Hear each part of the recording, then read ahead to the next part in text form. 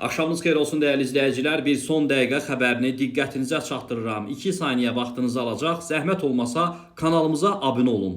Hazırda ev dustaqlığında saxlanılan prezident administrasiyasının sabiq rəhbəri Ramiz Mehdiyevin səhhəti pisləşib. Statinfo günün səsi infoya istinadən xəbər verir ki, dünən gecə saatlarında sabiq prezident aparatı rəhbərinin səhhəti pisləşib və təcili tibbi yardım çağırılıb. Ramiz Mehdiyevin ailəsi özəl klinikaların birindən həkim briqadası çağırıb. İlkin tibbi yardım göstəriləndən sonra Mehdiyevin səhhəti qaydasına düşüb. Vurğulanıb ki, Ramiz Mehdiyev tənəffüs yollarındakı problemlərdən əziyyət çəkir. Qeyd edək ki, Ramiz Mehdiyev Dövlət Təhlükəsizlik Xidmətinin İstintaq Baş İdarəsində cinayət məsuliyyətinə cəlb olunub. Onun barəsində ev dustaqlığı qəti imkan tədbiri seçilib. Bildirək ki, Ramiz Mehdiyev dövlət çevrilişinə cəhd, vətənə xəyanət və korrupsiya kimi ağır ittihamlarla istintaqa cəlb olunub. Abunə olmağı unutmayın, zəhmət olmasa.